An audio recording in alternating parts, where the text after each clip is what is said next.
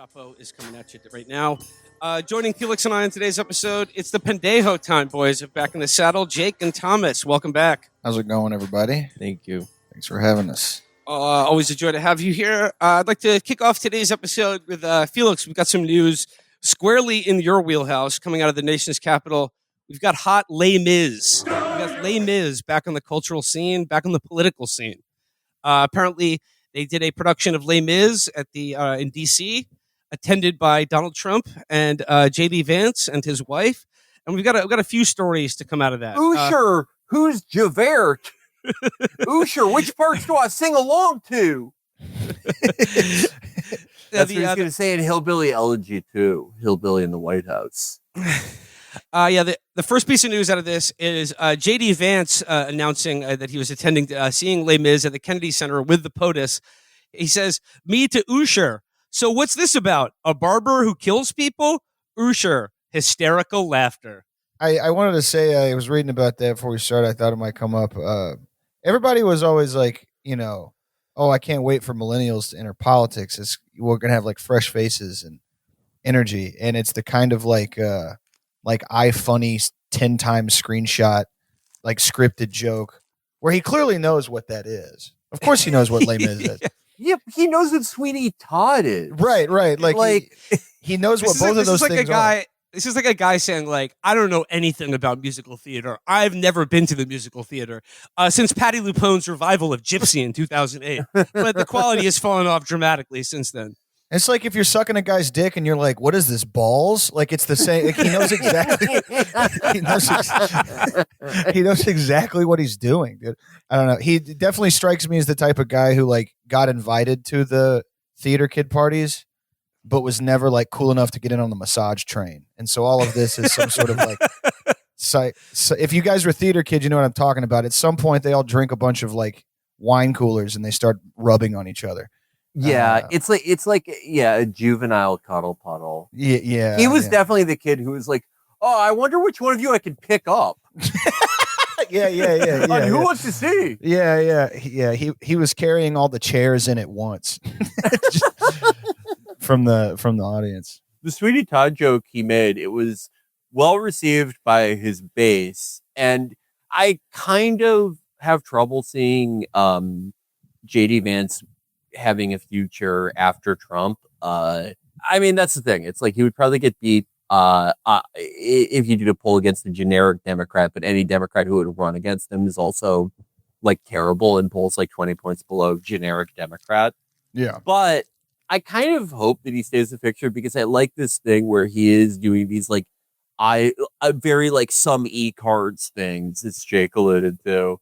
And it happened on this post. These accounts that are like, Asian moms dying, black toddler fails. Well, all those all those accounts that are just like post like gore videos that are like, "I just called ICE on a guy I saw," replying to him and be like, "This is hilarious. I love the wordplay." You can't be like, I mean, I guess you can. He's living proof of it, but being like a small bean, clueless millennial and then like getting into race statistic riffs with like Captive Dreamer, like that, like, you can't like. This is Don Hughes's tweet about "Don't talk to me during Don't Cry for Me Argentina." All come up for real. Jake, the official DHS account posted, "Don't make me tap the sign." Yeah. The sassification of the brand or whatever, like that, like the Denny's Tumblr, like it's all come to fruition in a way, but in a way that's worse because it's. in a way that, I mean, obviously it's like, it's fine. Like being a sassy millennial, you're like, "Oh, God damn it. All right, fine." But to also be like, "I'm tough."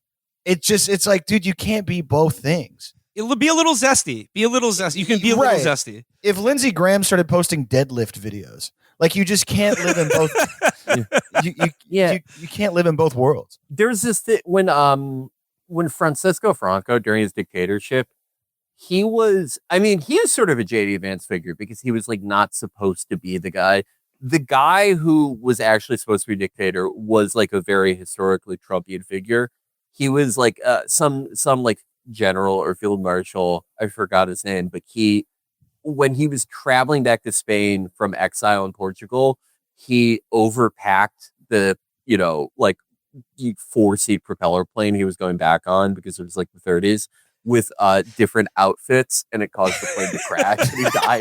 So that's why it was Franco in charge. But when Franco during his dictatorship, he was really close to like his like inner power circle was Opus Dei guys, and it was like this weird marriage of like fundamentalist Christianity, but like proto neoliberal economics, which is kind of what JD Vance's thing is now. But their problem was that not enough middle class people who were formerly sympathetic to the Republicans during the Civil War were religious enough. So they like put all these incentives and like did all these programs to get middle class people involved in the church. And the result was, instead of making the middle class more religious, it just made the church more atheistic. Nice. Like the church in Spain was just like, who gives a shit if God's real? We're just like worshiping skeletons. But that's it. That's sort of the thing with the racist millennials. Instead of making millennials more based, you just made racism more annoying. Well, and I think I think it speaks to like the idea that these things are spiritually similar. What we're talking about in the fucking Stephen Miller video, where he's like, "How could I be expected to pick up my trash when there's like?" It's this like profoundly, you're this aggrieved pussy. Like that's what it is, and you have to somehow ride the double think of like, we're going to deport all of you and kill all of you, and we are ordained by God to fucking lead the country to a new Gilded Age. Also, has anybody seen? I'm just curious. Has anybody seen my Spanx? I'm looking for my Spanx because I have to go my March. Like it's this incredibly like, I don't know how you square that circle. I mean, their base does it just fine. Like, you know what I mean? Like their base is like, they're little gay boys, but they're my little gay boys, and that's who is standing up for us, I guess. Well, I guess like that's the thing that in the follow up to the Les Mis story, like that's how JD Vance sort of compartmentalized his participation in a musical. But we all know the big dog DJT is a huge fan of musical theaters. He loves Broadway, and I guess like this is what holds it all together, is that Trump manages to be so authentically full of shit all the time that like these little like deviations from who you think he is just glides over like his love of musical theater and his like genuine appreciation for like Queenie stuff. Mm-hmm. So Felix, the follow up here is that Trump was asked going into the Kennedy Center like if he's seen Les Mis before, and he says yes, he had. And the reporter asked him, "Do you identify more with Jean Valjean or with Javert?" And Trump said, "That's tough. I don't know." I mean, you think like if you're familiar with the musical and like the basic outline of Jean Valjean and Javert, Trump would obviously want to identify with Jean Valjean, right? Like the man who's been unfairly prosecuted just simply for stealing a crust of bread to feed his starving family. And Javert, that would be the big DC Democrats. Yeah, that's Robert Mueller. Yeah. I mean, Jean Valjean, like, he is, he is like what JFK Jr. is in QAnon mythos. But he moved a whole ox cart by himself. He's the strongest man in France. Yeah, I can't actually, I have trouble thinking of characters that are like less like Trump than Javert. Javert's very austere. He was born inside a jail. He's like singularly dedicated to like the law. He cares about the law as like the only moral yardstick, whereas Trump is just basically sees it just as an impediment to his will. And the end of Javert's story is like, oh my God, I can't square like morality going against the law. Have I wasted my whole life, or have I broken my code? The one thing I set out to do, I have to kill myself. And like, if Donald Trump had like a moment of crisis like that, he would call Don Jr. into the room and shoot him in the head, and then like go back to work. When he was asked about like why they're pulling all the people out of the Middle East, and he gave like, sometimes I think Trump does this like coquettish, coy, almost like kind of secrety sexy thing where he'll be like, oh, I don't know, you'll have to see. You know what I mean? Like, Yeah. like, who do you identify more with, Valjean or Javert? And he's like, I don't know, good question. Like, he's like a 79-year-old huge fat ass, but somebody's like, what do you think of this? And he's like, you'll have to find out. Like, what the fuck are you doing, man?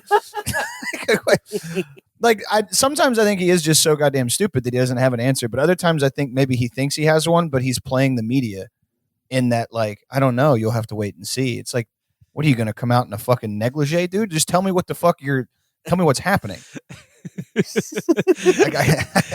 I'm sick of this. I wonder what his favorite musical number from Les Mis is. Who Am I? Stars. The one where they all sing about do you hear the people sing? I think I Dream Castle to Dream, in the Clouds. Yeah. I think he likes that Dream to Dream because my favorite thing that he ever said during the 2020 election when he said, what if I got in one of those trucks and just drove away? Yeah. Yeah. Like, he gets very wistful sometimes. What was that like? How do you deal with stress? And he was like, I tell myself it doesn't matter. At the end of the day, when I die, all of this stuff, it doesn't matter. It will essentially have amounted to nothing. Like when I'm gone, like I think he likes musicals in the same way, like guys, like whiskey. Like it's just a thing that he does because he's supposed to do it. Same with with being the president in general. You know what I mean? I don't think he's got his heart in it. He's just, but if you're a cool alpha male, like you're not supposed to be into musical theater. You're supposed to be into whiskey. But that's the thing. That's the thing, though. He didn't come from a milieu of jujitsu and black rifle golf. Like he predates that, and when he was like coming up in the early 70s and mid 70s, the cool thing to do was to be like seen at a musical with like a Vanderbilt, a 16-year-old Italian model or something, like, and Roy Cohn. Yeah. That makes sense. Well, this is like a follow up to Trump's interest in the arts and culture. This is a piece in the Daily Beast. It says, President Donald Trump has claimed he was told as a child that he had a brilliant aptitude for music and that he could have been a flutist if he pursued it.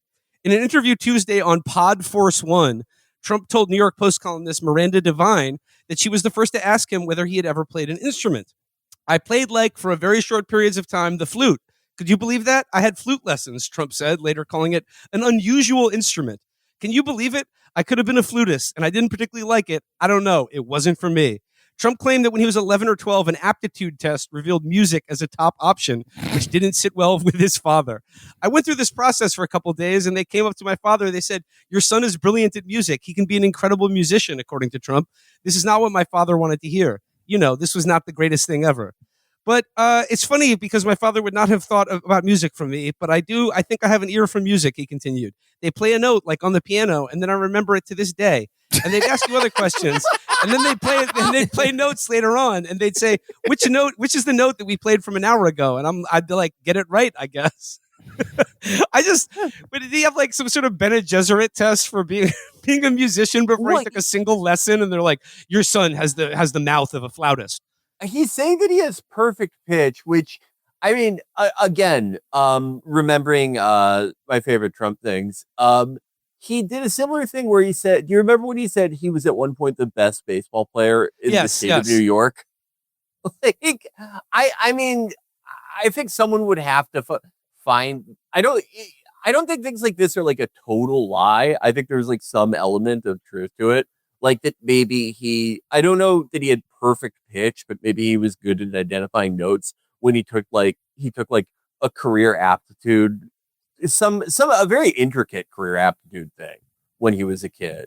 But there's the Trumpian flair to it where it's like, oh yeah, no, when I'm just hanging around and people play notes for me, as you do with your friends. I go, that's an F major. That's an F sharp. Yeah. When an hour later, I'll go, remember that F major? I also too, again, it's he has to have always been the best at whatever thing they're currently being talked about, whatever's being talked about. At some point, the baseball thing, he had to be whenever he shows up at the UFC events, which by the way, he balances the musical thing with the UFC, public events or whatever. And I feel like it's his manna where or his humors rather, like he has to balance being like a Queenie New York liberal with like the neo, like you said, Felix, like the neo reactionary interests, which are like jujitsu and Lex Friedman and like crypto or whatever the fuck. Because I think he like did that interview and then the next day was at the UFC event. So it's this forever balancing of like back in the days when rich guys were into arts and stuff as a sign of like wealth. Well, they've abandoned all that now, and now they're just into jujitsu and different types of coffee. The strange thing is that he has always kind of done that. Like the reason he's so closely associated with the UFC.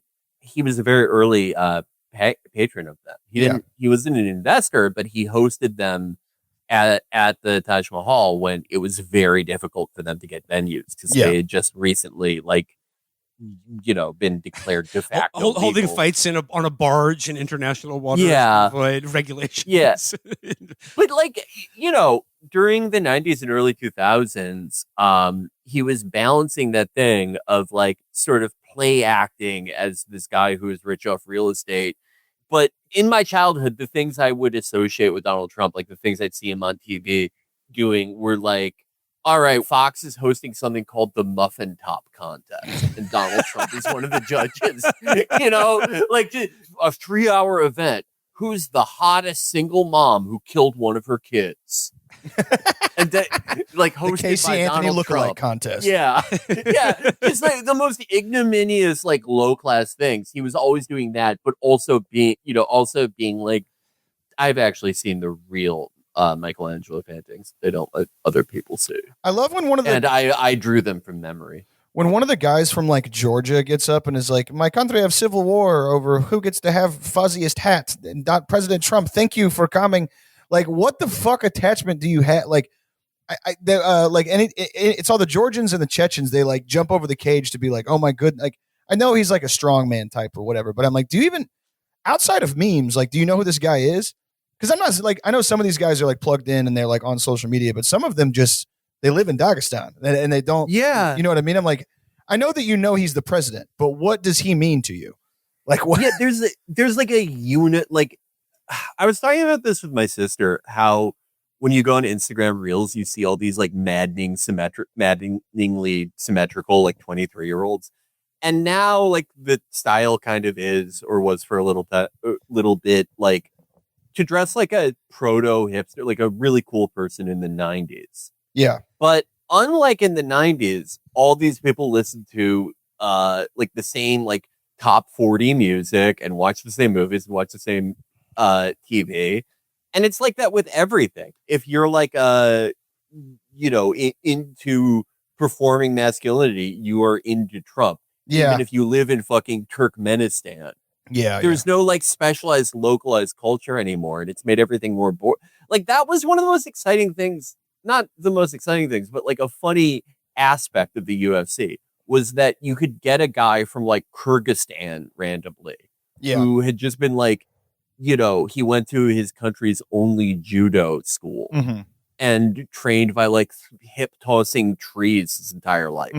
And he wins a contender fight.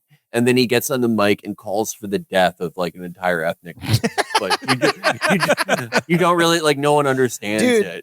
Like, but now it's just like whatever weird life these guys have had, whatever country they're from, whatever's going on in their country, they just get up there and it's like, yeah, I love you. I love your austerity program. Let's cut the highest marginal tax rate. And it's like, you just recently got running water. Do you remember when Benil Dariush was like, I want to take this moment to give a thoughts and prayers to all people who are suffering under socialist countries around the world. I want to say thank you, Jesus Christ, and Jesus Christ, please liberate these people from. And I'm like, who are you talking about? Was I talking about Vietnam? Like, what are you? Like, China, maybe?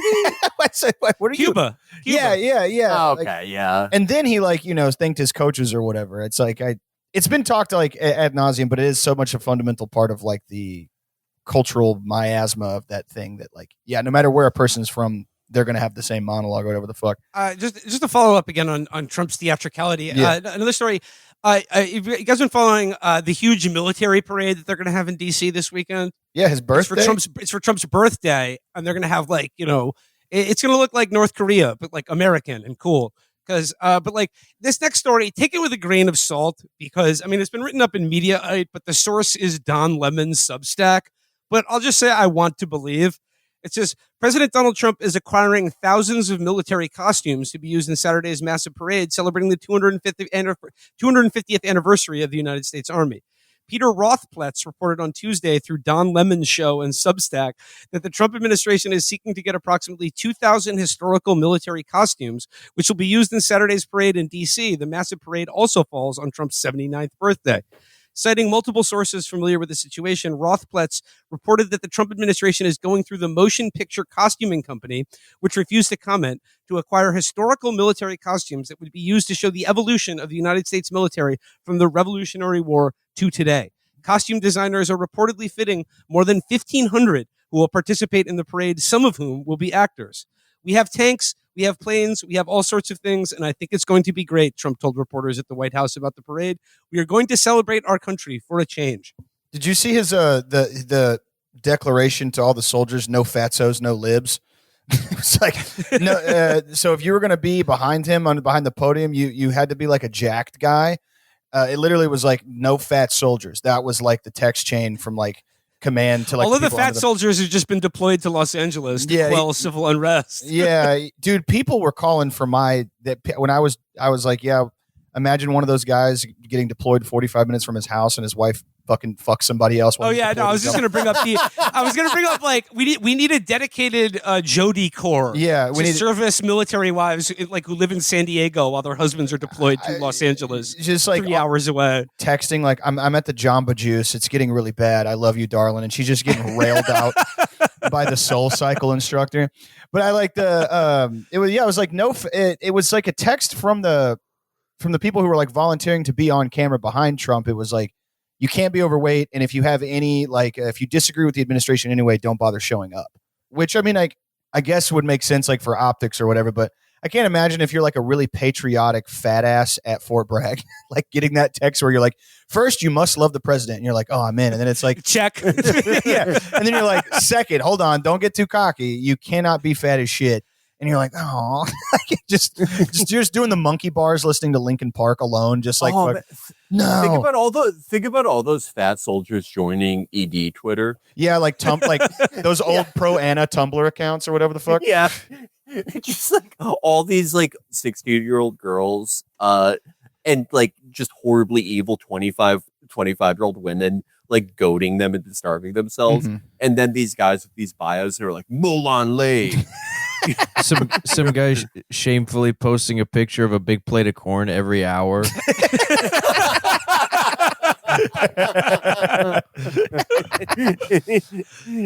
Yeah, they're posting pictures of like handsome generals and Tom Cruise, and they're like, "This is better than anything tastes. This is my motivation." Did you see the video of Tim Kennedy where he's like, I'm standing, I don't know, guys, I'm standing right where the president's going to be standing. We're going to have howitzers. We're going to have A-10 Warthogs. We're going to have Abrams. We're going to have A4, M4 carbines. We're going to have the Green Berets. Like, like that, he has to maintain that energy because at night he just thinks about all the people that he lied about killing. And he doesn't even have real PTSD. And he was selling this idea like he was right there. And I don't know if you guys have seen the Tim Kennedy drama, but like, oh yeah, like all the wait, I'm not familiar with this. So every 2 years, all the operator podcasts, so like the Delta Force guys, the Green Berets guys who like didn't come back to sell people or heroin and kill themselves and their wives. Well, I mean, podcasting's an easier way to make a buck than human trafficking and working for cartels. Right, exactly. And they'll pick a dude that's like in their circle that maybe got too big for his britches with the stories, and they'll just start calling him out. And Tim, the sights were set on Tim like a year ago where they were like, but also Felix, you know what I'm talking about. These guys, the way they do these call outs, I'm not kidding, is like, I was torturing that kid. He wasn't even there. Like, yeah. It's literally like, it's like, oh, I was shoving a broomstick up that guy's ass. Tim was smoking a cigarette outside. Like he wasn't even there. And you're like, how am I on Tim's side here? Like, like how the call out is he wasn't participating in the torture of the kid. okay, I guess. Sir, I know Eddie Gallagher. I served with Eddie Gallagher, and you are no Eddie Gallagher. Yeah, You're so right about the dynamic of those podcasts. It's so weird because I get a lot of those. I have a horrible YouTube algorithm. Me too. I think I just have to like scrap my account at this point because I watch too many videos that are like, the grossest confessions on Reddit. Yes. The 8 most murdered girls ever. And I think they're just like, oh, okay. You like bad stuff. Mm-hmm. You like bad stuff for idiots. I'll get a few plain ones in there that I like, but it's still, I get a lot of operator podcasts and like operator drama. Yeah. All the operator podcasts do is play clips from other operator podcasts and be like, see, this is where he lied. Yeah. And it's like, you guys kill people. Right.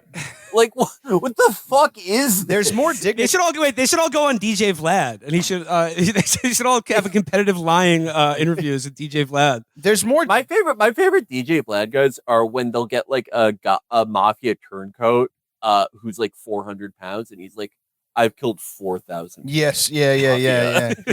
That's the preamble to these podcasts. But yeah, I came up in Osama bin Laden's crib like blah blah. I took the mask off. Got from my own unit. It's just so funny though how like that's exactly it. Whenever an operator gets too big, whenever an operator crosses out of like operator media and gets like a TV show or like goes on Rogan especially, they're like, okay, all of us are like horrible liars and we all have like horrible dirt on each other. Yeah.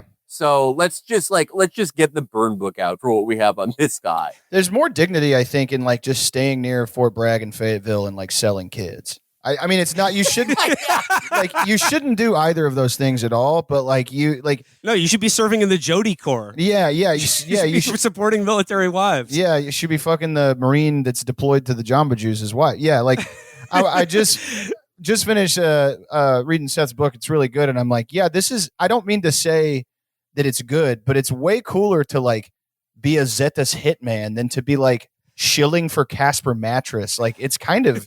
By the way, Jake, speaking of Seth Harp, he's been on the Jody kick lately, and he said he shared a story on Twitter that when he was in basic, the drill sergeant would like berate them about Jodies every night, and like he would try to rile them up by saying shit like, "Jody's with your girl right now.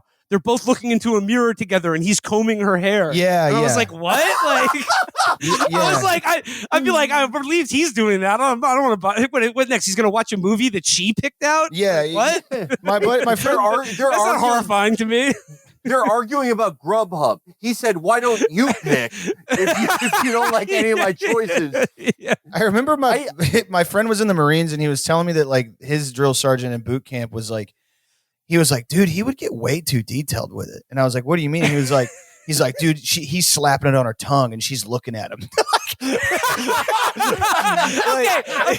that might be disturbing or titillating. Right. Like, I'm like, he was like, dude, we would be doing push-ups in the mud and he would be like, Jody's fucking playing with her pussy right now. And he's like, dude, just say that he's fucking her, man. Like what is all this foreplay talk, dude? This is weird. You know that there was some guy in there who was like, into that, like yes, that's what it is. Like cuck, yeah, and he was just like rock hard for sure. Yeah, he was like, this is awesome. Yeah. Not now. It's like like a guy who has a cuckolding fetish who joins the armed forces just so his wife can get fucked. Exactly.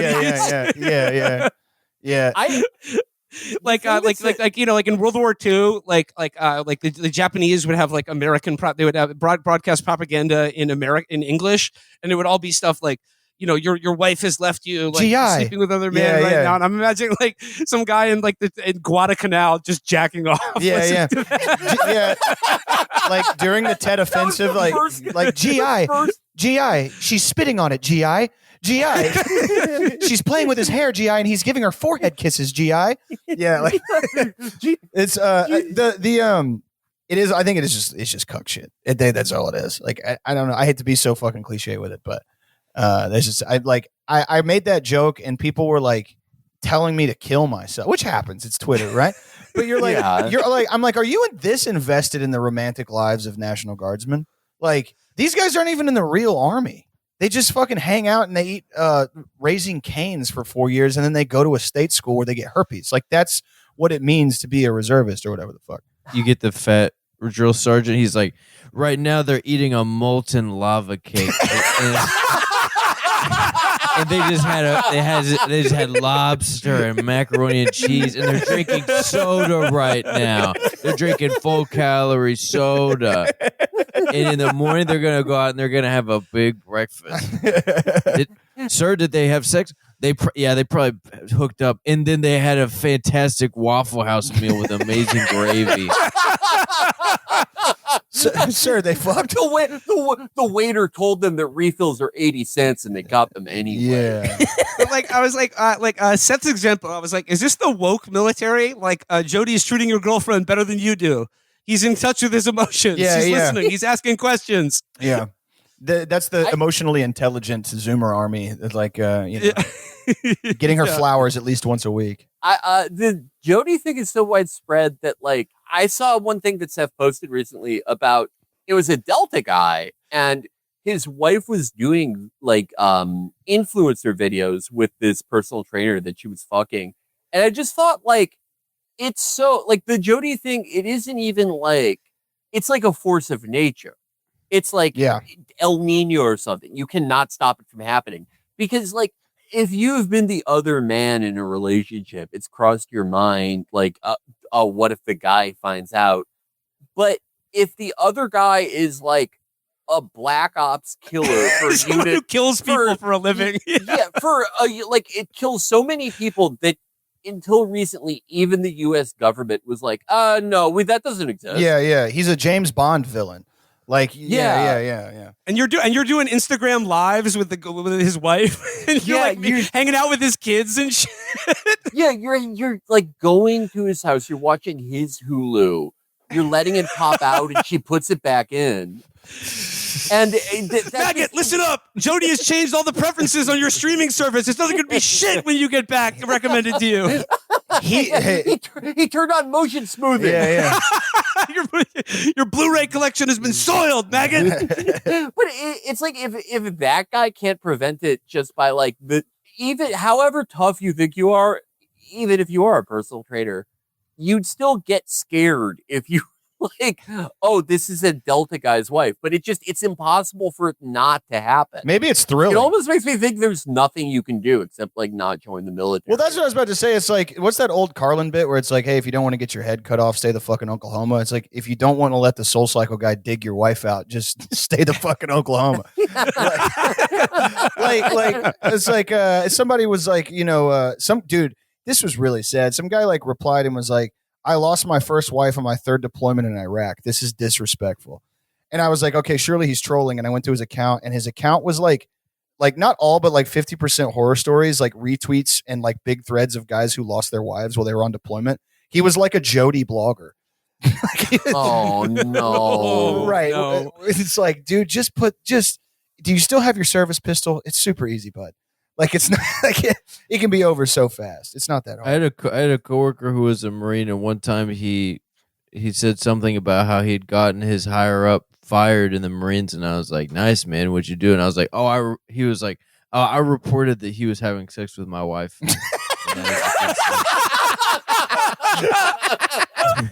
And that is against the code. You cannot do that. That is 90% of what the NCIS actually does, contrary to all the television shows. We should have you believe they're investigating real crimes. Oh my God. That's what like Lindsey Graham's job. He's a JAG guy for NCIS cases. He was hearing those. It's the perfect job for Do him. you have video I can watch? Yeah, exactly. Now, we are going to have to sit down and watch this together. Do you, for reference, do you have any pictures of your penis so I can compare it to this other man's and make sure it's not that he's not using your penis for this? Do you have a little video by chance? Just a little one? He's drinking a lemonade through like a swirly straw. Yeah. I'm sorry, my laptop's all slippery. Your Honor. Oh, the lemonade. It's made it all sticky. Oh no, I got bees all over me.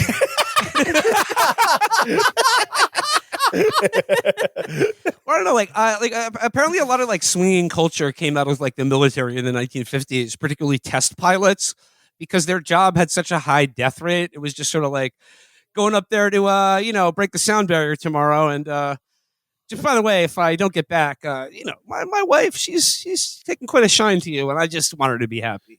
Do you remember Felix? I don't know if you ever saw. I was watching like an episode of Jocko Willink's podcast, and he was talking about like how lucky new people in the military are because they're deployed in cycles or whatever, in rotations. And he was like, dude, the camera gets really close on him. He's like, when you were deployed in Germany, when your deployment was over? When the war was over. And it gets really intense. Like you're just in Germany for 4 years. And it made me think like, that's a lot of time to get your wife cummed in. That's a lot of time. That is like a good chunk of time for your wife, like little Bo Peep or whatever the fuck. You're writing her letters from the trench and she's just like, well, you've been at war for 3 years. Like, what did you expect? Imagine in World War II, you're like the one guy from your town who's 4F. And you're like, oh man, I really wish I was storming the beaches of Normandy. Oh yeah. But guess I'll just have to hang out back in the town. Yeah, just be milkmaid in the city, dude. Do you need some help with those groceries? Yeah. I'm going from city to city, dude.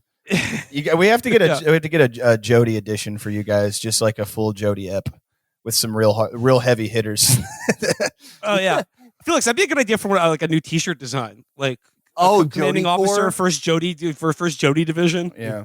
What is there a reason why they call it Jody, or is it just like the guys are always named Jody? It was one of those things. It actually is kind of like many things that is old. It's like it's a racist thing. So there was Joe the Grinder was the name of a guy who would just like go around town fucking military wives, and it got shortened to Jody. He was just a dude that was like would dance in clubs while the military wives were waiting for their husbands to come home and then just sleep with them. It was just like and it just eventually over time got like evolved into that. I always thought it was like, that's a cool name for a dude that would fuck your wife. Joe the Grinder. Yeah. That's honestly what I thought. Like, Jody, that sounds like a local cocksmith. Yes. Yeah. In one of the See, I always just thought it sounded like sort of like a girlish sort of like a name that like a pussy would have. Yeah, a guy who was too gay. Some inferior male Yeah. that's fucking your wife or girlfriend. Yeah. And it's like, what kind of name would a guy like that have? Oh, Jody. Yeah. There's new apparently I only know this is my friends and stuff, but there are new racial characters to this. So like please let me know. So there is Sancho, which is not necessarily new, but he's just a Mexican guy that fucks your wife. And then there's That's good. There is Tyrone, like DEI? Tyrone or Jamal. Like I remember. I'm so dead. Yeah, Tyrone. No black guy's been named Tyrone since like the crack era. Yeah. Like, come on. Whenever I see someone like trying to be a racist online and they talk about Tyrone, it's like, okay, Grandpa, let's put away the eye. Yeah. That's like you are gonna die of old age before Trump's term. Well, it's never a normal name. Like I kind of like the guy that ends up fucking your wife is just named Bill. Like it's not like a fun or like Jody or fucking Blaze or Tyrone. It's like, nah, dude, the guy that ruined my marriage, that Phil. He just Phil was fucking the shit out of my wife. It is what it is.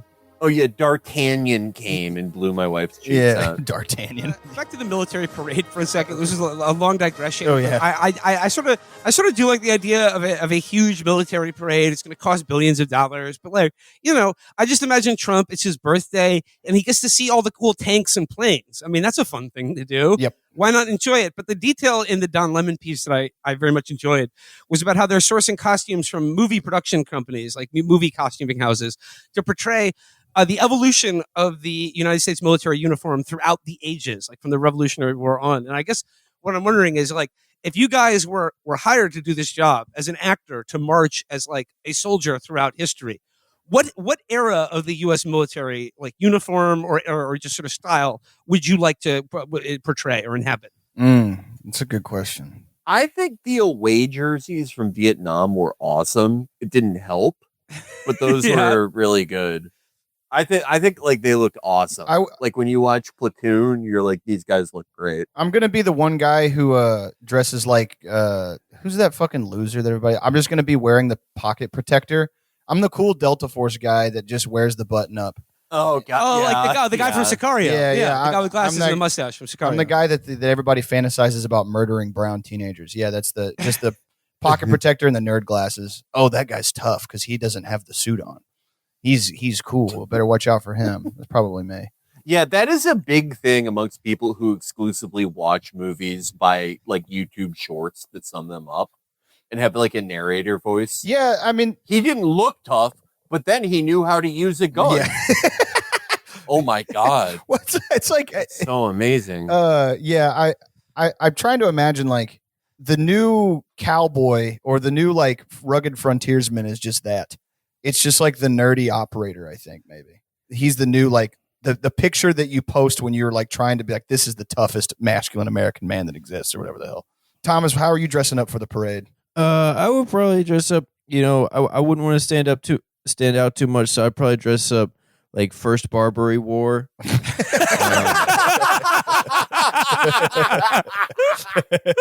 A real B side. Yeah. Yeah. See, I was thinking like because the era I would portray and the uniform that I would choose is just because I associate it with when I was a kid. The original Desert Storm, desert camouflage era. I thought that was a sick look. Like the Storm and Norman era of like the first Gulf War. I thought there was some pretty sick looks going on there. That's when they rolled out, the Patriot missiles, the A-10 Warthog, and just like because now they have all that like the digital camo, which I think looks whack. Like I think that looks straight like trash.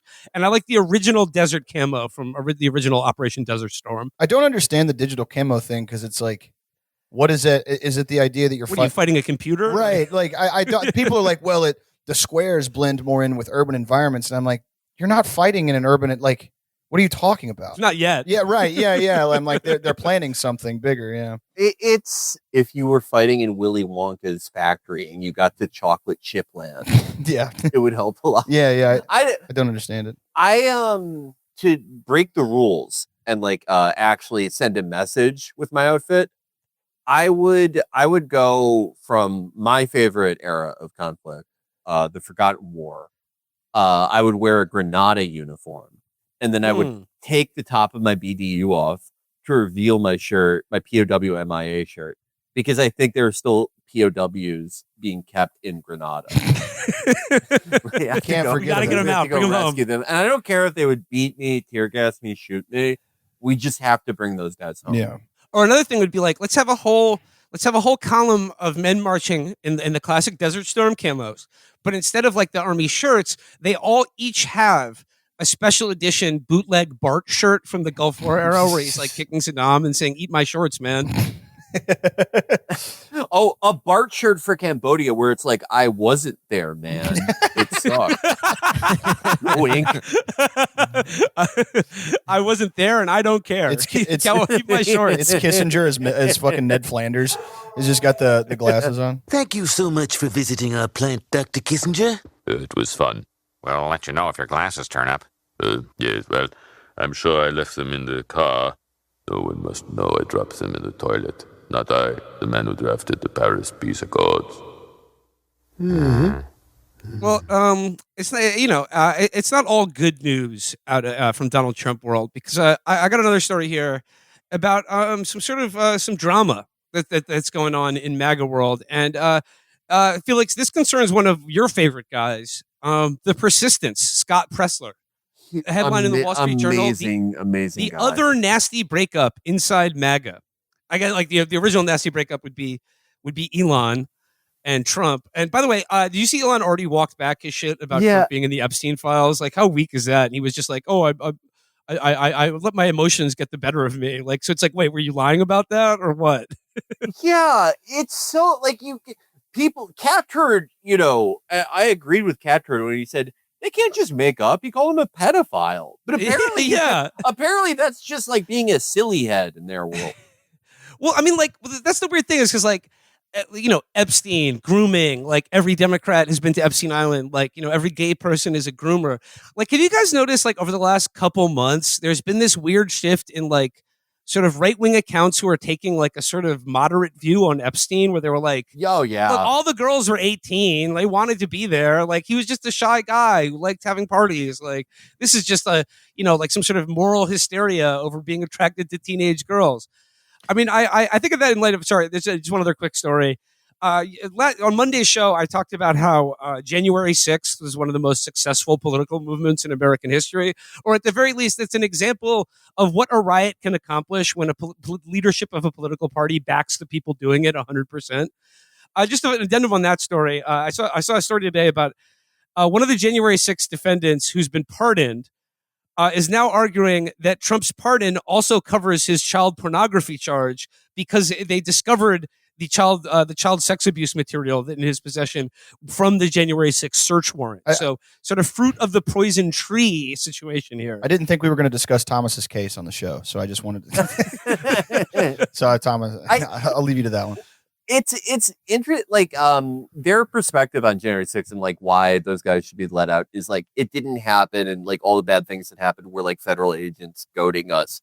So I like the idea that it's an entrapment case with him downloading CP. Like a federal agent just started hanging out with him and was like, "Have you ever thought about how sexy kids are?" Do you know? Yeah. Do you know about the onion wrapper? Well, the thing about the Epstein thing and the January 6th is like they have to ride the line where like it was entrapment, but it was also cool. And it was entrapment, but we did it, and you guys are pussies, and we're badasses. And also, you know, Epstein was not actually a pedophile, unless, of course, he was hanging out with Democrats, and then, of course, he was a pedophile. Yeah. It's the same kind of like pointing out the hypocrisy of it is fucking pointless at this point. But you see what I'm saying? Like they have to have it both ways. It can't, even though it can't be that thing. Well, in a similar way to how January 6th was incredibly successful, one of the most successful, you know, would you call it an intelligence operation? What would you call it? One of the most successful coups for Epstein's conspirators was killing him, because it you know, it was so, at the time we thought this is so on the nose and obvious. Like why would they, I guess they felt there was no other way, but it's so like, what is everyone going to think now? And the answer is they're going to make Epstein kill himself Christmas sweaters, and then make it a silly, funny meme. Yeah. Oh, did he Epstein? Yeah. That's what, yeah. And then in 4 years, they'll forget who that was and be like, was that the guy who fucked the hot girl? Yeah. He was awesome. Yeah. Yeah. So yeah, no, incredibly successful. We were wrong. That was the best move you could have done if you were like Leon Black in the Israeli government. I like whenever like Dan Bongino or like Cash is like, we've looked over what was the Pam Bondi? We have agents viewing hundreds of hours of that was like a month ago. Like Pam Bondi was the fucking AG of Florida when Epstein's ring was running at like during the peak years of it. 2 Trump administrations where they have someone who either like gave Epstein a sweetheart deal or just straight out did not prosecute him, being fully aware of all of this. We have agents pouring over hundreds of hours of video material, and it's just like you finally make it out of Quantico. You know what I mean? Like you work your ass off, and you're like, I'm gonna stop bad guys, or like I'm gonna get into narco-terrorism, and you just get assigned to watching like Jeffrey Epstein and Donald Trump. Like you have to blur their penises out for the fucking for court purposes. That's your job. Some guy's got the child pornography pulled up on one tab and he's watching House of Cards on the other. every time his boss comes by, he minimizes House of Cards and his child pornography on the screen. No, I've been watching this all day. I promise. Well, but then Cash Patel goes on Rogan, and Rogan's like, so when are we going to see the videos? Like, they're all the videos of the thousands of people on Epstein Island, like, you know, doing depraved things. And Cash Patel's response was like, I don't know, I haven't seen any of that. Dude, he's like, so awesome. If we did, we're not going to release it because he's like, we don't want to re-victimize anyone. It reminds me of the way, just this week when Israel arrested everyone on the Madlin, the yacht, the flotilla that was going. What are they calling it? The selfie yacht? The selfie yacht. What? The selfie yacht. Yeah, what is? That's their line. That's their line now. After spending a week going, we have to murder these fucking terrorists with missiles, and then like the last minute. Actually, they're gay. Yes, We don't yeah, give a yeah, fuck. yeah. They're just taking Well, selfies. I mean, It's like, you were I calling bring it them up because terrorists. when they like interdicted them in international waters and then brought them to Israel, they made this big show about like we're forcing them to watch the real, raw, unedited October 7th footage so that they know how horrible what they're doing is, like trying to bring medicine and baby formula to the people we're killing. But like, I've heard about this October 7th footage over and over again, and it's always like being screened at like an Israeli consulate or military base, or being shown to like prisoners to punish them for what they did defying Israel. And it's like, if what's on this video is so self-evidently shocking and jaw-dropping that it will like change your point of view, why don't they just release it? Like, why do I have to like be invited to the Israeli consulate to watch this fucking movie when like everyone else has been watching the same movie, but just happening to different people. Like a new one comes out every day, and we all see it like as a matter of the public record. I've been trying to catch a ticket to one of the screenings, but they sell out so fast. Yeah. One of the Q&A ones. I was thinking More of a comment than a question. the Smash compilation footage is just like 10 minutes of a compilation of a barista flipping the screen around to get people to tip. And they just they force everybody to watch. They're forcing people to watch it at fucking gunpoint. It's the worst thing anybody can ever watch. Well, what was the It's a slideshow of like special dry bone strips that he made just for the Israeli government.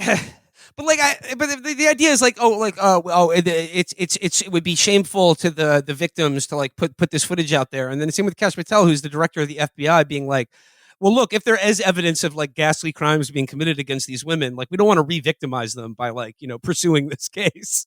It's such a good line. Like, I have evidence that shows how evil my enemies are, but we're just not showing it because we the Israeli government, who we promoted the guy who ran the rape squad in the prison. We just respect the people involved too much. And Kash Patel said the most awesome thing too, on that same Rogan episode. He said, "Don't you think that if there was a video of like showing this and people breaking the law, that I wouldn't show it to you, me, Kash Patel?" And it's like, who are you? Yeah. Who the fuck are you?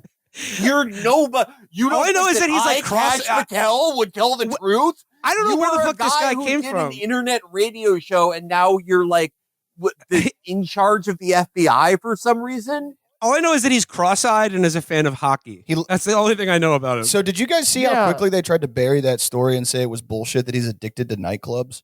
That he like barely shows up to work and just parties like every fucking night? That's why his pupils look like that. It's the Molly. Somebody said it like in a news interview, and then they immediately were like, "Oh, I walked that back. I have no evidence for this." But the story goes that he like shows up to his office like maybe, I don't know, 3 times a week at the most, and then he's just like gallivanting around town at nightclubs wearing his like camo FBI director MAGA hat. Which, look, if you kiss the ring and you did all this just to be an Indian guy who gets pussy from Northeastern college girls, you didn't have to work that hard, man. You could have just you could have just interned at Google and moved to Austin. It's fine. Like you don't have to do all of this. Like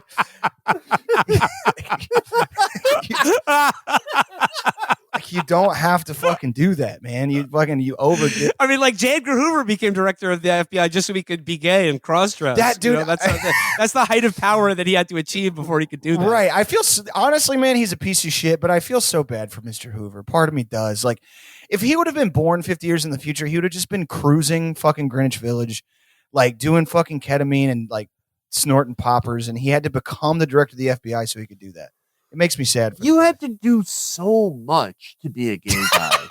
Like, dude, fucking, you had to like learn cryptography. Alan Turing did all of that so that he could be gay. Yeah.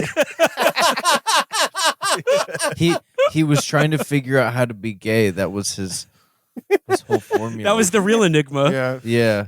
What? So like, what is? Here's my thing. I guess since we're on the topic, kind of like, I'm interested to see how this walking back of the Epstein thing plays out for them, because they built their like half their political identity on COVID and the other half on Epstein. Yeah, on Epstein, and that everyone in charge of our government is doing like ritualized sexual abuse of children at like the highest levels. Like everyone in media, government, Hollywood, tech, they're all in on it, and they're all Diddy. Right. You know, And so like if you and like you're Jake, you brought up like the Epstein didn't kill himself, like the like T-shirts, like making it into a meme, like haha, Epstein didn't kill himself, ooh, like how naughty. Yeah. But like now they're just gonna break out those T-shirts, take it out of the bottom of the drawer, and start wearing them again. But like it's a call to justice. Yes. Like no, he was murdered, and that's an outrage. Yeah, I think it is like I don't want to call it. I don't want to be so bold as to say it's like marching orders from somebody somewhere. But I am just like, dude, you can't like. I mean, I guess you can. It doesn't matter. But I've seen it create kind of a rift within MAGA world of like, hold on a minute. No, this guy trafficked people. And then some of the biggest movers and shakers in the media are like, no, he just liked to have sex with 18-year-old girls. And they're like, yeah, which is cool and normal. Well, I mean, that's the thing. Jake, last thing, Jake, I don't think it needs to be like marching orders, but like people intuit were like, the bleeding edge of like base dissident right-wing thought in this country right now is just being like, yeah, marrying a 15-year-old is the most natural, honest, and beautiful thing you could possibly do. There's nothing wrong with marrying a child if it's in a Catholic wedding ceremony. Right, yeah. Like these people are pushing the limits of just like making sexual predation of minors like legit, right. and like it's like a religious calling for them or something. And then the fact of like what a dud the Epstein file release was, like that stupid event that they had at the White House. And I think like the break comes from the people who were like really actually expected when Trump was going to get in power that the arrests were finally coming. Well, that's what I've seen. And then they release a bunch of redacted documents everyone's already seen. Yeah. And it's a big fucking letdown. And you're like, hey, what gives? I thought like our guy was in control. And then there's the other half of them who are just sort of like understands that this is, you know, a useful cudgel against Democrats because of their close relationship with Epstein. But like they know in their own head that they're like, God, I wish there was a Republican Epstein. Like, what am I doing? Right. Like, yeah. Like if you're Stephen Miller, you're like, where the fuck is our guy? What's causing the MAGA split that I've seen, like, I mean, honestly, even some people like in my family on Facebook, like they're like, it's kind of funny where like the people that, as I know these people, I grew up around them, like where they draw the line, it'll be like, I'm fine with them sending all the Mexicans back, but why do I got to have an Israeli flag in my place? and honestly, dude, I'll take what I can get. I'll take it because it'll be like, I thought now they're saying, you know, like one of my cousins was like, he's like really into the Epstein didn't kill himself meme world with like the deep fried like fucking, and he posted something on Facebook about like the Candace Owens Harvey Weinstein interview, and was like, wait a minute. I thought this was all bad. Oh yeah, because she's like defending Harvey Weinstein. Yeah, right? And some of the people in the comments of the video, the original video I saw was shared on Facebook, was like, I don't know what's happening anymore, guys. Like, and it's like if what gets you to question that you've been lied to is like being forced to have a Star of David Snuggie in your house, and then I'm fine with that. Like I'll take that. You know what I mean? Yeah, I agree with the idea that I don't necessarily think it's marching orders, but it is conspicuous. Like the thing, Jake, that you originally brought up, where like it's a specific type of right wing account where it's like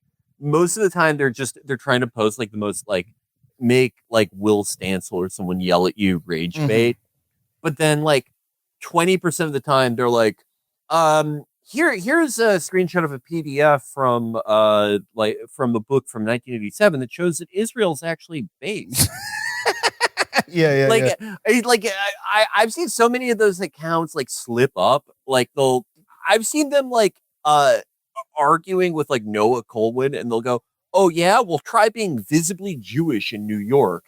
And I go, wait a minute. Hold on a goddamn second. Wait a minute, buddy. Hold on a fucking. That doesn't sound like you, you know.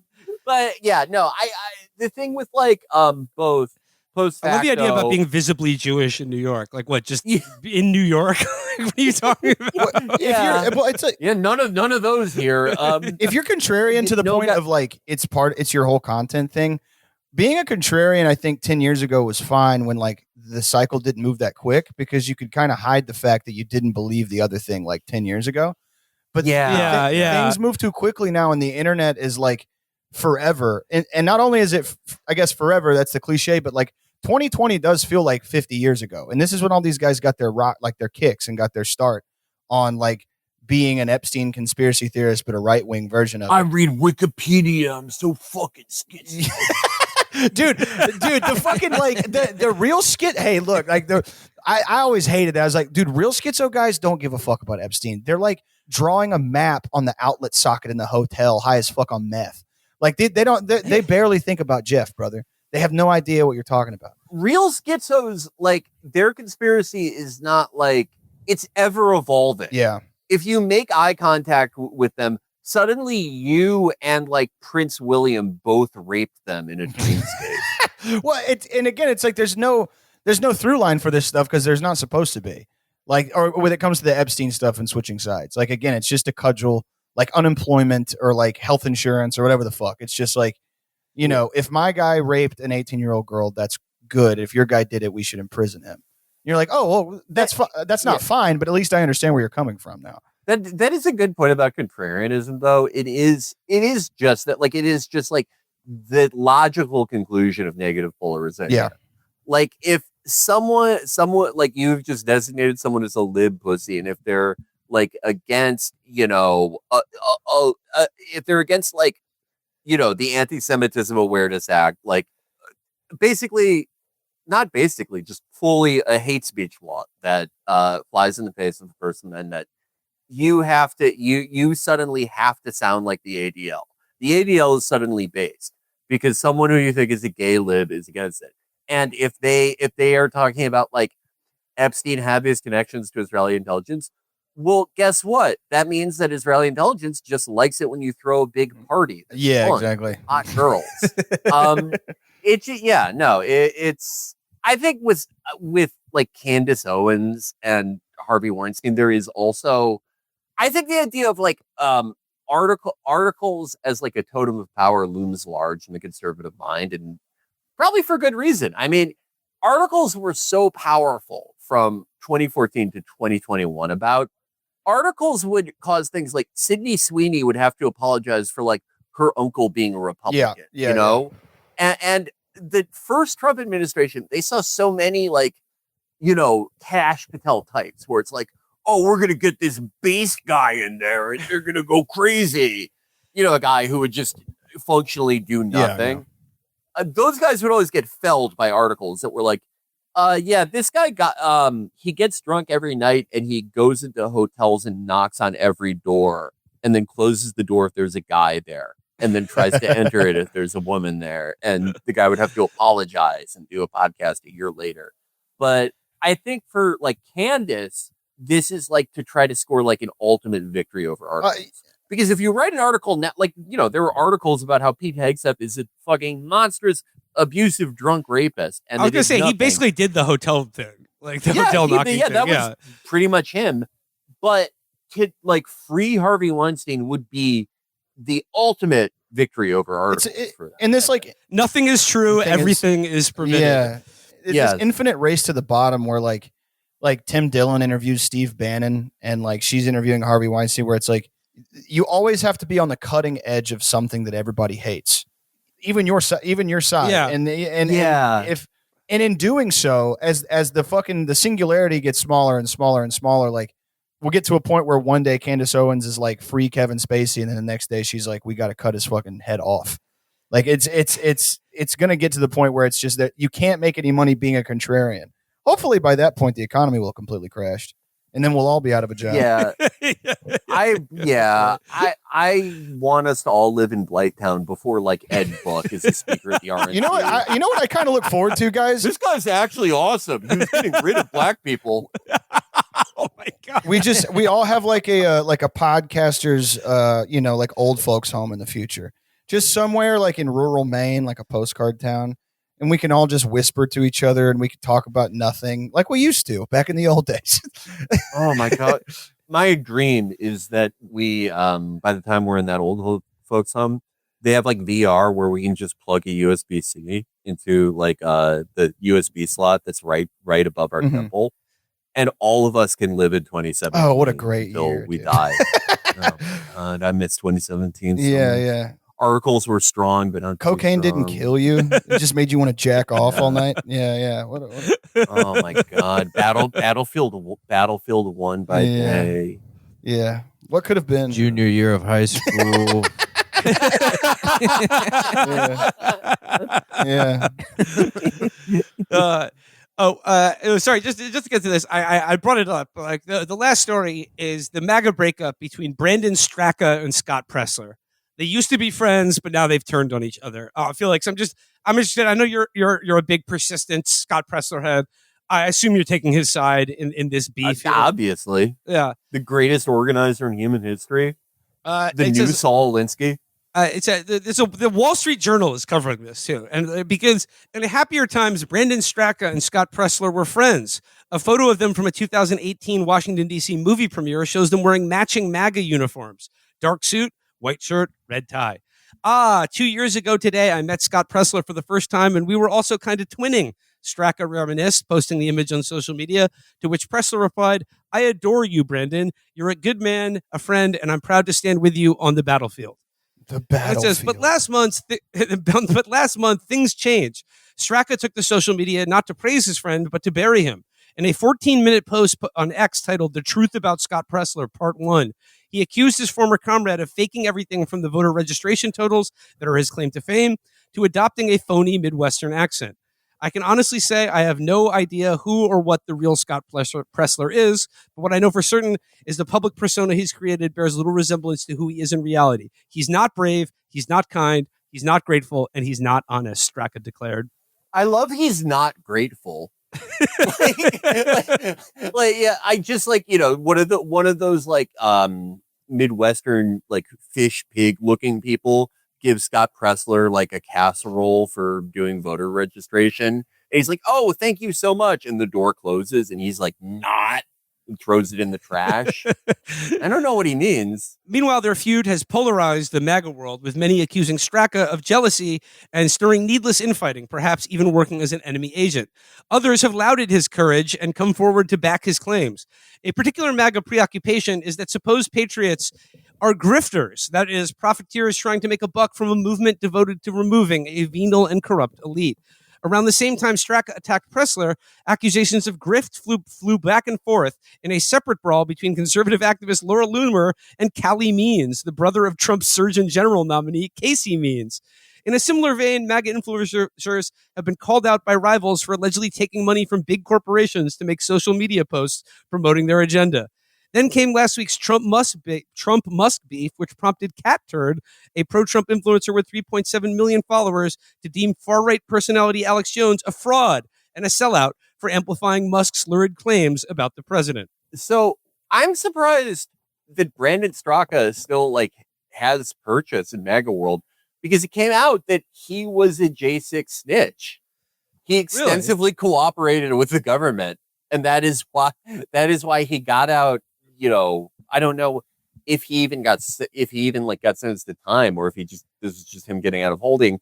But he got out early enough to take part in some exhibit or Yeah, it said he turned his January 6th ordeal into performance art, appearing in a mock prison cell at the Conservative Political Action Committee's 2022 meeting in Dallas. Yeah, clad in an orange jumpsuit and MAGA hat, Straka wept before an audience. Oh my God. That is the perfect fit. Like a guy who snitched on you, pretending to be you in prison and crying.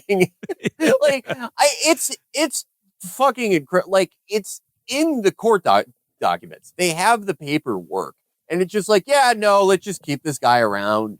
What can you do to actually get kicked out of that world? That's what he's like Takeshi 6ix9ine. That's what I was thinking. No one cared that he was a rat.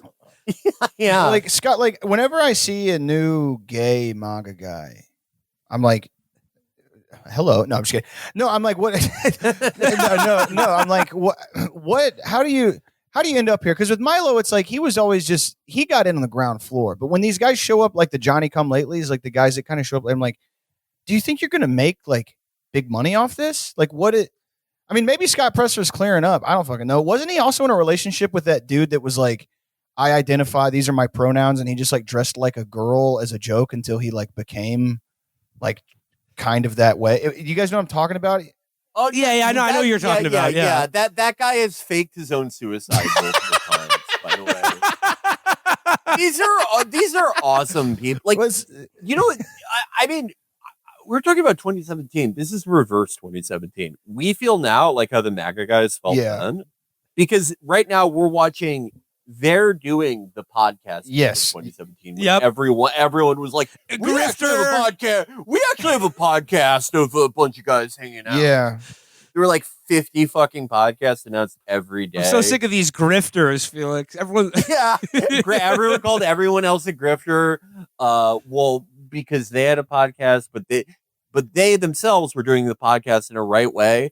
This is not so much podcast focused as it is like public stunt focused. That's more their thing. It is like you ruined the integrity of our catch an immigrant and kill them event. Well, it just says here, Straka, 48, grew up in Nebraska. The would-be actor moved to New York City after his high school and worked as a hairdresser. He was also a Democrat. And then it says, he disillusioned the party. Then it goes on, Presler, who would not disclose his age and instead challenged a reporter to figure it out, has his own MAGA origin story and unique persona. I love basically, him. like, they're falling out. It dates back to January 6th, when Straka got arrested and snitched on people, and Presler didn't. He was there, but he posted pictures of himself, but he was never charged. And while Straka was in jail, he says that Presler abandoned him, and he wouldn't. He said in the time of need, Straka claims Presler abandoned him, refusing his request to even issue a supportive post on social media. I used to feel protective of Scott Presler too, so I too was duped, Straka said in his takedown video. In a follow-up, he observed, the greatest lie ever told is that we're all on the same side. I'm here to tell you folks that there are a lot of people who support Trump and support MAGA who are totally out for themselves. Yeah, like Donald Trump himself. Like, what movement do you think that you're joining up with here? Like, or you, Brandon, yeah, who snitched on your fellow J6. Like, you cannot do this move of like, he's not really down. He didn't get arrested like I did. Yeah. What did you do after that? Immediately. How many of those guys, like, I think the child pornography thing, the one case you mentioned, I think that was kind of like a short running epidemic of guys. Like, it's not the only one. Yeah, this is not the only one. My favorite video that I saw was one of the J6ers coming home and he's crying. He's got a big MAGA hat on and his wife's making a big stink about it. And he goes to hug his son and he lifts his son up and his son's eating a lollipop and is not interested in hugging his dad back at all. Like he's like not. And of course, it came from Black Twitter, the funniest place on earth, but it was like, that boy don't give a fuck about that man. Because the kid's just like limp bodied, not hung. His dad's like picking him up and he's like, my boy, I never thought I'd see you, my boy. And the kid's just like eating the SpongeBob ice cream with that fucked up gumdrop eyeballs. And he's like, doesn't give a shit about his dad at all. And his dad like sets him down and he's like, you excited daddy's home? And the kid's just like, like I was just like, damn, dude, I'd probably kill myself. I can't imagine that fucking. We've talked about it, how like half of the J6ers that got pardoned, half of them immediately like went to a Starbucks with like a Chromebook and just typed child porn into Bing and got immediately arrested. And then the other half just like got in their car and crashed into a police station. and then walked down the street to an elementary school and were like, hello. Like took their dick out. We're like, who wants me? By the way, I'm taking everyone hostage. Yeah, like there was the one guy that he was like leaving his parents' house. It was the first stop he made after getting freed. He's leaving in their car. And then he gets pulled over, and then he does like basically a suicide by cop, where he like reaches for I'm like, dude, you got out of jail, bro. Like you got, you made it. What are you doing, dude? Like you don't have to be. This is like when you're playing GTA 5 drunk, and you just like get 5 stars immediately. You start KOing prostitutes and shit, like run over people with a car.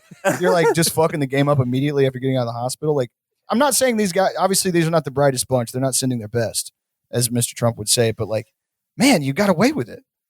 Maybe they were institutionalized. Well, no. I mean, like, jail fucks you up. Jail fucks you up. Yeah. No one comes out of prison okay. Right. So, I mean, in that sense, I'm sympathetic to them. But basically, the article goes on to like calling into question Scott Presler's claim of having like registered 10 million Amish people to vote in Pennsylvania. Oh my god!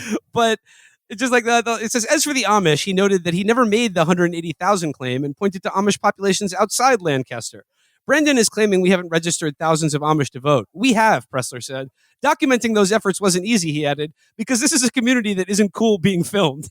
I mean, fair enough. Yeah. Oh my god. That is a great move. Yeah. That's why he's the best. He is the greatest. He's awesome. He's like, I like hate most of these guys and that because they just all, I don't know how you would become a fan of one, because they all post the same stuff I just had a fucking hamburger that identified as a fucking salad. I don't. They say illegal immigrants are breaking laws. Illegals in the fucking. It just like how does that happen? How do people spend 12 hours a day reading the same goddamn posts over and over again? But Scott Presler is actually like he has like the there's a type of gay guy that comes from like a small town, and they develop the same social profile as a court Jew in medieval Europe.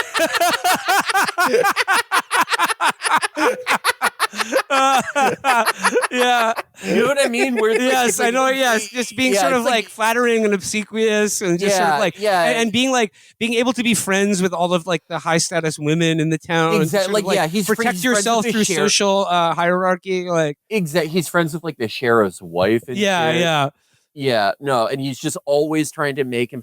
He's like he tries to be like Uncle Ben for gay guys, like totally desexualized, but there's always like some plot or something weird going on, and that's Scott Presler, but now he's doing it at a national scale, which I think is so interesting. When you're trying to become the effeminate grand vizier to a guy in Donald Trump who like just wants to eat cheeseburgers and like be left alone, I think it does create an ecosystem of these guys. Like they all are trying in some way, in varying degrees, to be like the whisperer in the king's ear. Yeah. But the king is same with Curtis Yarvin. Like they all think that like their precocious intelligence, which made them an outcast among their peer group throughout their entire life, will sort of make them be like the perfect person to like whisper into the ear of the great man who will recognize them. No, like when I was in grad school, I was like in philosophy. Like that's what I was studying. I was like, I'm going to go to school. And then I was like, this is the gayest decision I've ever made in my life. Yarvin was a guy that we like, people made fun of him and Nick Land, like all those guys. Like if you would have told me like 10 years ago when I was in school, like, oh, this is going to be the guy who's laying the groundwork for like all of the political world everywhere, I would have been like, dude, get the fuck out of here. Cause all of his shit is just like, it's nana boo boo stuff. He's like, what if I said slavery? He's a really bad writer. He sucks my ass. He's like, all these guys are like, ooh, what if I said prostitution should be legal? And you're like, okay. Well, if you said that, then you're a fucking piece of shit. Oh, feisty. What if I said slavery? Yeah, so what I was going to say, if slavery should be illegal. That's what they landed on now. Yeah, slavery. What if I should say it should come back? Wouldn't that be so naughty? And it's like, you're 48 years old, you fucking piece of shit. You're a 48-year-old New York liberal homosexual. Like that's what you were. You were a hipster in the 90s. And then everything that was hipstery, like it's the contrarian thing. Yeah. Too many people like it now, so it's Yarvin has staked this fucking horse that he's put all of his money on. Like, I'm gonna be, computer Hitler, which like you don't even look cool. Anybody, listen, Felix, I know you know what I'm talking about. As a fellow got on the computer too early, he has the autistic right wing Vincent Ambrosia To Catch a Predator leather jacket. He has the jacket. You know what I'm talking about? The jacket that they buy from the store and they put it on and they go, ooh, yeah. Like it's you're like, I would look so cool beating up brown people in this jacket. Like, and you wear that to like, donor dinners and fucking philosophy nights with like the most coke-addled losers of all time. And you're like, I can't wait to be the king of these inbred morons. Like, to what end? To what end? Like at all. We talked about that article on a recent episode, and like we thought the same thing where it's like, where he calls himself like a dark elf, and it's like, how is this different than like libs saying that they're like in Gryffindor now? It's the same. It's the same thing. But his identity, like he cannot hide his identity. Like before he got his current cool leather coat that he's able to like fit into because of Ozempic, for a fact he owned the official forum moderator leather jacket, which is the duster, the black leather jacket with 3 white stripes down the sleeves. Yeah. He is like he has the personality of every forum guy who had like all the ones who I thought were so annoying when I was like 15, where they had like a Hunter S. Thompson quote in their bio, and it was like, you think you're like him. And then they get run off the site because it's like, oh, we found your Zanga and you're only following 15-year-olds. So like that's another thing. I thought I was like Hunter S. Thompson when I was in high school, but that's because I was like doing drugs. Yeah, I was like doing cocaine and I was writing listicles for $20 a fucking page. Like I was talking with my buddy Ben about this. Like I know that people get kind of mad when you like reduce all of this to like psychosexual resentment. They're like, oh, well, it's not like if you say these guys just need pussy, like that's sexist. But I'm like, I see a guy like Yarvin, or I see a guy like, all these dudes, and you're like, you were at a party in the heyday of late 80s or like mid 90s grunge New York. And the most ran through NYU creative writing, like Turf Bangs girl refused to give you pussy, even though she was giving pussy to all the other philosophy guys. In that moment, you were like, "No, I think I like Hitler." Like that's what I'm going to be Hitler. People get all mad. They're like, "Well, there's more than that." I don't think that there is. This is just these are guys. All the pictures, Felix, you said it perfectly. Like all the pictures of J.D. Vance from when he was in college and high school. He's the guy that's like, do you want me to crack your back? Do you want me to? Do you want me to? Great neck massage. I give great. Hey, the party's really cool. Can I? Have you ever got a massage from a really tall guy? Like, and the girl that just got done playing, fucking what's her name in Rent is like, no, I'm okay. And he's like, okay. And then he goes home and he's like, that's it. He's Googling, how do I join the Marines fast? And I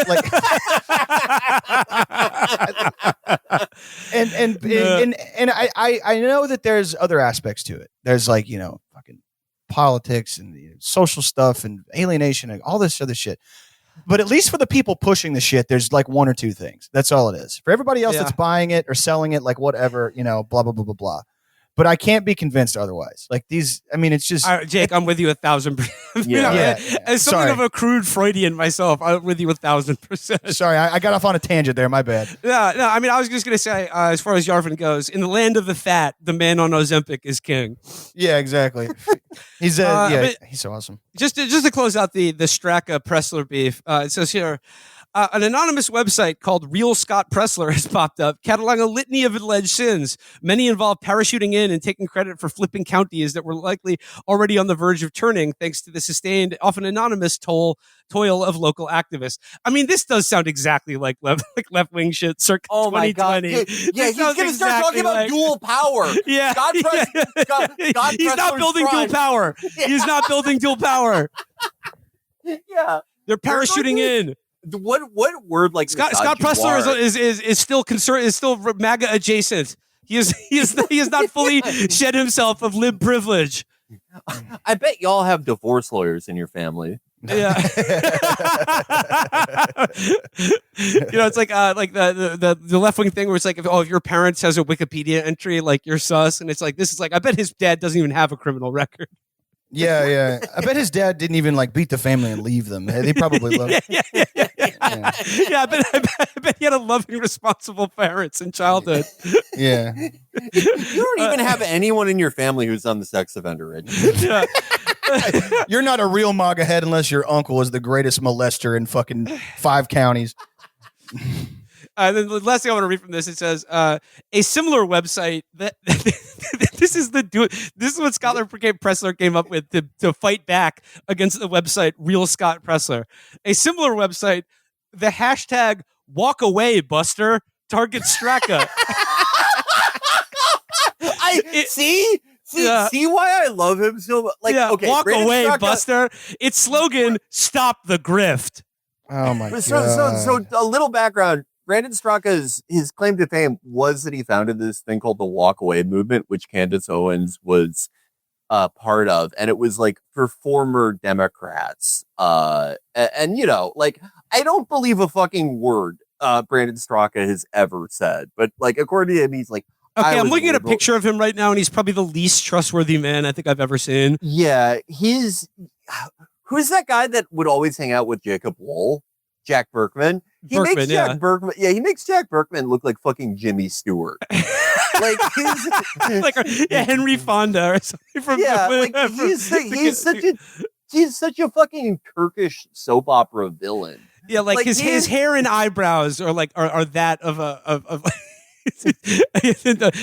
an untrustworthy man lives here.